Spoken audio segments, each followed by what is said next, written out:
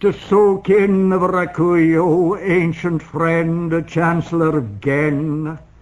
Now I remember that you built me a special tavern by the south side of the bridge at Ten Shin.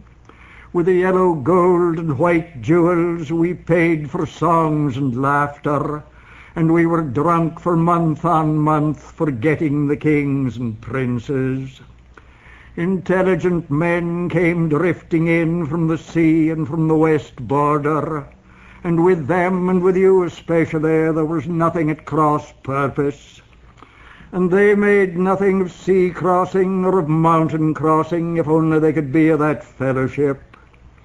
And we all spoke out our hearts and minds, and without regret. And then I was sent off to South Wye, smothered in laurel groves, and you to the north of Rakuhoku, till we had nothing but thoughts and memories in common.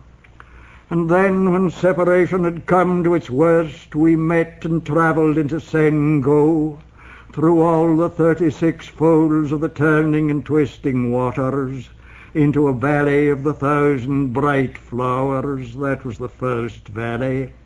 And into 10,000 valleys full of voices and pine winds. And with silver harness and reins of gold out came the east of Can Foreman and his company. And there came also the true man of Shio to meet me, playing on a jewelled mouth organ. In the storied houses of Sanko they gave us more sinning music, many instruments like the sound of young phoenix broods. And the foreman of Kanchu, drunk, danced because his long sleeves wouldn't keep still with that music playing. And I, wrapped in brocade, went to sleep with my head on his lap, and my spirit so high it was all over the heavens. And before the end of the day we were scattered like stars of rain. I had to be off to so far away over the waters, you back to your river bridge. And your father, who was brave as a leopard, was governor in High Shoe and put down the barbarian rabble.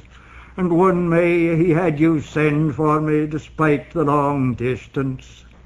And what with broken wheels and so on, I won't say it wasn't hard going over roads twisted like sheep's guts. And I was still going late in the year in the cutting wind from the north, and thinking how little you cared for the cost, and you caring enough to pay it. And what a reception. Red jade cups, food well set on a blue jewelled table, and I was drunk and had no thought of returning.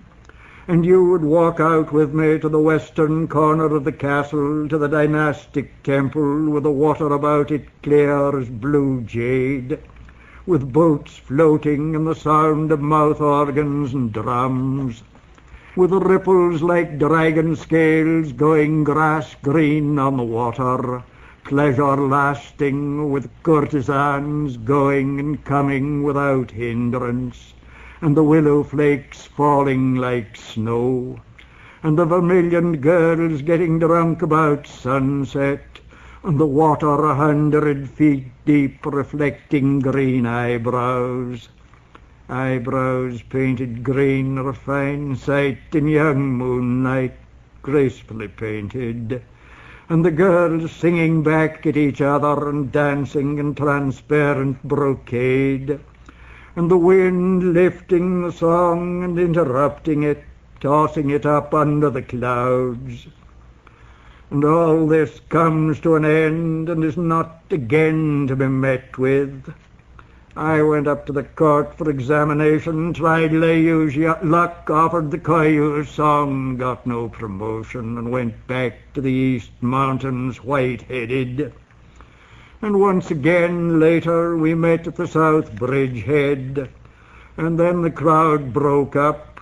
You went north to San Palace, and if you ask how I regret that parting, it is like the flowers falling spring's end, confused, whirled in a tangle. What is the use of talking, and there is no end of talking, there is no end of things in the heart. I call in the boy, have him sit on his knees here to seal this, and send it 1,000 miles, thinking.